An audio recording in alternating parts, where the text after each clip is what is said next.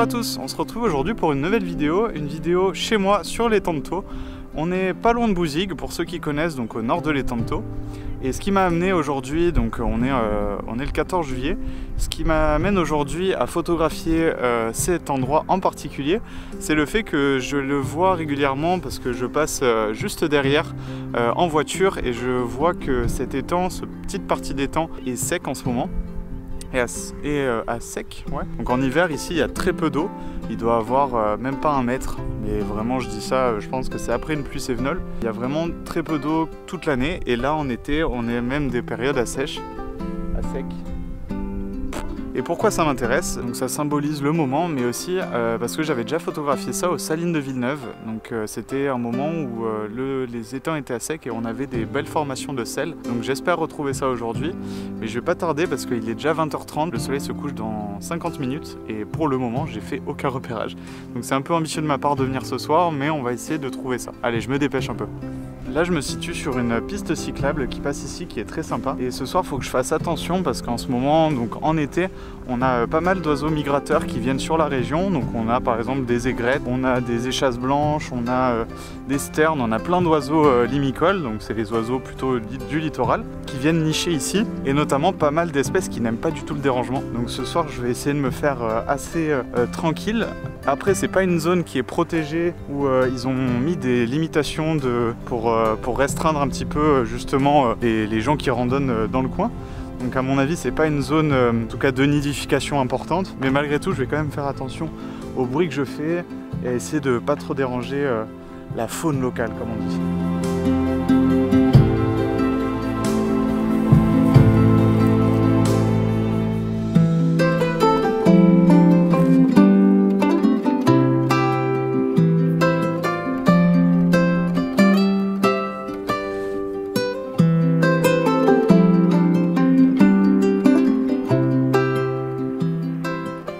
Je pense que c'est la sortie où j'ai trouvé le plus rapidement la photo. Je suis tout de suite tombé sur ces grandes parties craquelées du sol qui m'ont attiré directement l'œil, étant un grand fan du travail par exemple de Ben Horn qui fait aussi des vidéos de ses voyages. Lui il fait tous les ans des voyages dans la Death Valley, donc dans la vallée de la mort, où il y en a des paysages avec des grandes craquelures comme ça qui sont vraiment magnifiques et ça m'a toujours inspiré de malade. Et là je suis ultra content parce que pour le coup elles sont très ressemblantes. Par contre, petite particularité je trouve par rapport à la base, c'est surtout du coup la texture et la terre qui n'est pas du tout pareil. Sur les photos en tout cas que lui fait sur les endroits où il va, on a plutôt de l'argile je pense craquelée. Un truc assez couleur sable, assez couleur caramel je trouve. Et là par contre on a quelque chose de totalement différent. On a du coup une terre plus marron avec surtout une fine couche de sel partout qui donne un aspect presque neige à tout le petit étang qui est là. Donc c'est vraiment magnifique, ça cristallise un peu la photo comme le sel, hein. Je trouve ça vraiment incroyable. Alors ce type de photo, c'est peut-être pas ce qui parle le plus à tout le monde. Je comprends, y en a qui aiment beaucoup les grands paysages, grands angles, tout ça. Là c'est de la photo beaucoup plus minimaliste, où on travaille plus les formes abstraites, les textures, les couleurs. Et là justement en fait pourquoi j'ai voulu venir aussi ce soir ici, c'est parce qu'on a un ciel complètement bleu. Entre autres j'avais pas d'intérêt trop à photographier plutôt des grands espaces justement où on voyait le ciel, parce qu'il se passe rien là-haut et que je pense que je pourrais faire mieux une prochaine fois où il y aura des nuages. Je me suis posé la question où est-ce que je pouvais aller sans nuages et j'ai tout de suite pensé à ici parce que c'est un endroit qui nécessite pas vraiment de nuages. Donc d'abord on a 2 lumières que je voulais essayer de capturer. Donc on a la lumière avec le soleil qui vient de passer juste derrière la colline derrière, donc avec un soleil rasant qui donne un petit peu de plus de texture, de dimension à la photo, parce que justement on a des reliefs plus importants avec des hautes lumières et des ombres un peu plus marquées. Donc je voulais essayer de prendre des photos pendant ce moment là, sauf que doué comme je suis venu un peu tard, donc j'ai pas vraiment eu de temps pour vous filmer, vous expliquer un peu comment j'allais procéder. Donc je vous montrerai le résultat juste après. Donc j'avais envie de faire ce type de photo et j'ai envie de faire un deuxième type de photo qui va arriver pour le coup beaucoup plus tard avec des lumières qui arriveront normalement à l'heure bleue. Là il est 20h55 donc le soleil se couche à 20 et quelques, 21h20. Donc on est sur des belles couleurs, je pense, qui seront aux alentours de 21h40, où en fait on va avoir un ciel totalement mauve avec des couleurs très belles, très pastel, qui vont venir se refléter sur mon paysage avec des couleurs du coup très diffuses. Je tire ça des conclusions justement des vidéos de Ben Horn qui prend des photos à cette heure-là sans nuages, donc dans ces conditions-là. Donc je sais à peu près par avance comment vont être les lumières et comment elles vont agir justement sur ça en ayant vu ces vidéos. Mais sinon je l'aurais peut-être découvert au fur et à mesure des sorties. Donc je suis super content d'avoir trouvé ce paysage et ces scènes. Ces petites photos qui, je pense, vont rendre très bien parce que j'aime beaucoup ce type de photos et pour le coup, en tout cas, les conditions sont là pour les faire. Si je les rate, je pourrais m'en prendre qu'à moi-même. Là, j'ai pas mal de temps justement où je vais pouvoir vous expliquer un petit peu comment je les compose et au niveau aussi technique que les prochaines lumières sont dans un petit peu de temps. Pour le coup, au niveau végétation, là, on a de la salicorne partout autour de nous. C'est vraiment monospécifique, on n'a que ça. En même temps, il y a très peu d'espèces qui peuvent, qu'on appelle halophiles. Halophiles, en fait, ça veut dire qui aiment le sel, qui sont attirés par le sel. Et du coup, c'est des plantes qui vont se plaire dans ces milieux-là. Donc la salicorne en fait partie.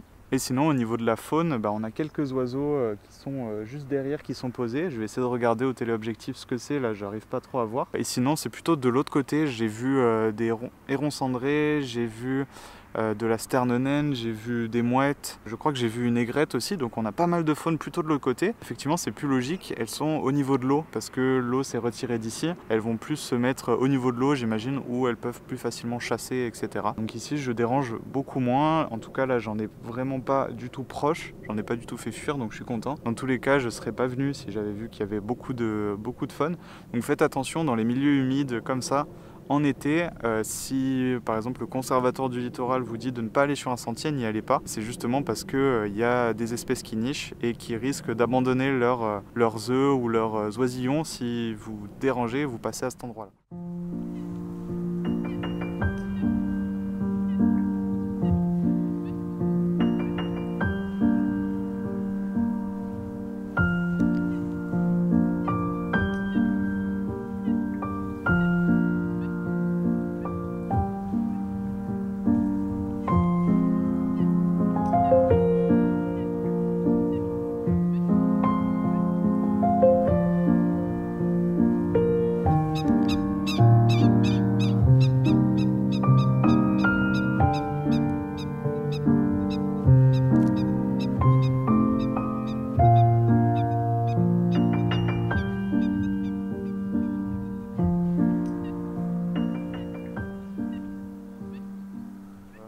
J'ai profité du peu de temps que j'avais là pour, avant qu'il y ait les lumières que j'attends, pour aller faire quelques vidéos des oiseaux qu'il y a de là en face. Punaise, il y a une échasse qui est juste là, qui va se poser à 10 mètres de moi et qui fait un boucan.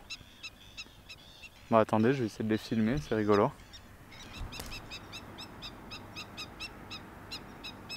Alors du coup, je sais plus du tout où j'en étais. Et là, j'avais une discussion avec un monsieur qui est passionné, je pense, par l'ornithologie, tout ça, et qui vient souvent se balader ici. Il m'expliquait qu'à chaque fois qu'il venait ici, c'était vraiment différent toutes les fois où il venait visiter cet endroit. Et je le crois parce que les zones humides, rien que je le vois sur Metz, en hiver, en été, tout est différent. Selon les conditions météo, c'est quasi toujours différent. Sur les berges, il y a toujours des différences. Ça bouge à chaque fois, donc c'est ça qui est aussi superbe avec ces endroits. C'est que on peut les revisiter encore et on sera toujours surpris. Et aussi, il m'a dit, et je peux le confirmer parce que je le vois depuis cet hiver, vu que je passe, comme je vous ai dit, souvent sur la route qui est derrière. En hiver, quand il n'y a aucun vent, vu qu'ici il y a très peu d'eau, ça fait vraiment un endroit miroir qui est vraiment magnifique. Et plein de fois, je sais qu'en hiver, il y a pas mal de flamants roses qui se mettent ici parce que justement, j'imagine, c'est très calme. Et donc, on a des reflets incroyables. Donc, il faudrait vraiment que je réussisse à faire une sortie cet hiver où j'essaie de les prendre en photo. Mais je garde ça en tête pour une prochaine sortie, ça pourrait être vraiment cool. Revenons-en à nos petits bouts de terre qu'on a juste derrière. Pour ces photos, je vais me mettre à 2 objectifs parce que j'ai pas envie de louper tout simplement des chances. J'ai envie de maximiser aussi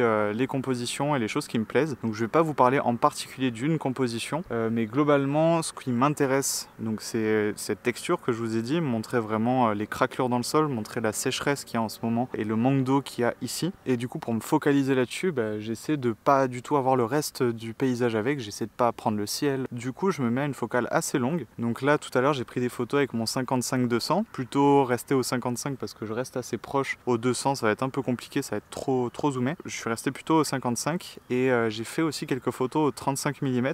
Donc pareil, équivalent, ça doit être du 55 mm en plein format. Donc c'est des focales qui vont quand même même assez loin et qui me permettent vraiment de me focaliser sur le paysage qui m'intéresse. Et après je fais tout simplement attention à trouver une forme qui me plaît. Je fais vraiment attention qu'aux formes. Il n'y a pas vraiment de règles à part le fait que j'essaie de faire attention à mes coins. Là, toutes les photos que je prends, c'est plutôt du format carré parce que tout ce qui est minimaliste, tout ça marche toujours plutôt bien avec le carré. Et je fais juste attention à mes angles. Dans mes angles, j'ai pas trop envie qu'il y ait soit trop de détails d'un coup, soit une ligne qui va pas dans le bon sens, qui détourne un peu le regard. Moi, j'essaie que mes angles en fait viennent amener le regard vers le centre de la photo. Et du coup, pour ça, j'essaie de peaufiner mes angles en soit ne mettant aucune ligne, en laissant les angles avec de la terre totalement propre, soit justement en mettant des lignes qui partent de l'angle et qui vont vers le centre. Donc c'est un peu ma seule contrainte. Après au niveau exposition, c'est pas hyper compliqué, on reste sur une exposition et après je me mets assez haut sur mon trépied.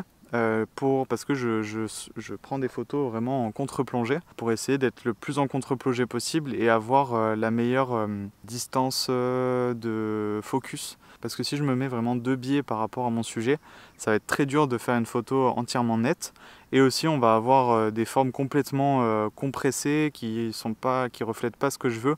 Moi c'est plutôt des photos du dessus que je veux, où on a tous les îlots de terre qui gardent un petit peu les mêmes formes que ce que je vois moi à l'œil nu. Et pour ça il faut que je prenne pas mal en contre-plongée mes photos. A priori de ce que je vois, f9 me suffit à chaque fois à avoir la photo entièrement nette, même si j'ai une petite inclinaison par rapport au sol. Donc voilà, c'est tout simple, mais il faut quand même que je me concentre et que je fasse attention du coup aux petits détails, à ce que tout marche bien dans la photo. Donc là je vais pas tarder à reprendre quelques photos. Là on n'est pas encore à l'heure bleue, le soleil vient de se coucher je pense, ouais, il est 25.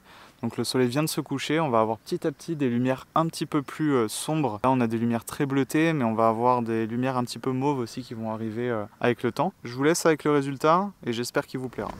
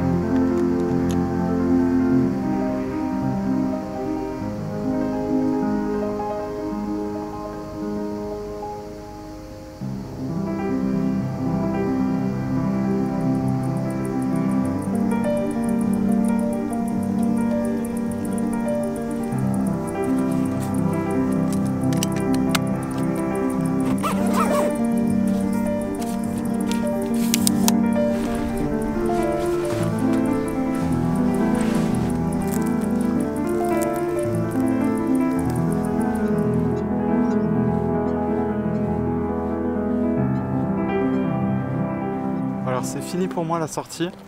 J'ai toujours les chasses blanches qui est en train de crier derrière moi. C'était super cool comme sortie. Franchement, j'avais très peu d'attentes parce que justement je partais un peu à l'inconnu. Et aussi, vu que j'y allais un peu en retard, sans repérage, tout ça, je prévoyais de rien faire. Et finalement, je pense que j'ai des photos dont je suis très fier et dont je suis très heureux d'avoir pu capturer. Alors maintenant, on a les chauves-souris qui sont sortis là pour chasser, qui doivent se régaler avec tous les moustiques qu'il y a dans le coin. Du coup j'espère que cette vidéo vous aura plu. Au moment où sort cette vidéo, donc ça doit être mi-septembre, je vais bientôt avoir mon calendrier qui va être disponible et qui sera du coup sur l'étang de Thau. On aura 12 mois, 12 photos de l'étang de Thau. C'est un coin un peu comme le Pic Saint-Loup maintenant qui me tient pas particulièrement à cœur depuis que j'y habite et depuis que je découvre un peu ces merveilles. Donc j'espère que je pense pas qu'ils soient en vente au moment où sort la vidéo, mais je vous tiens au courant dans tous les cas sur Insta et même je sortirai une vidéo dédiée au calendrier à la suite. Bref, je vais arrêter de filmer avant que la batterie ne se coupe parce que comme un abruti, j'ai oublié de prendre mes autres batteries. Donc là j'ai fait tout ce vlog avec une batterie, c'est vraiment cric-crac. Sauf que, petit truc sympa, je prévoyais de faire des photos du feu d'artifice depuis un point de vue, le feu d'artifice de Sète, sachant qu'on est le 14 juillet, fête nationale. Et malheureusement, du coup, je n'ai pris qu'une batterie qui ne tiendra jamais les photos. Là, je suis déjà dans le rouge, donc à tout moment, ça va couper. Mais j'ai quand même mon Canon 6D qui m'a permis un peu de filmer d'autres plans là ce soir que j'ai dans le sac, qui a pour le coup assez de batterie. Par contre, au niveau qualité des focales, qualité même d'appareil, on est moins bon, donc je suis un peu deg de ne pas pouvoir le faire avec le meilleur appareil qui est juste là et qui va cracher d'ici pas longtemps. J'ai oublié, c'est ma faute. Tant pis, j'y penserai la prochaine fois. Sur ce, dites-moi ce que vous avez pensé des photos en commentaire. Et d'ici la prochaine, moi je vous dis ciao.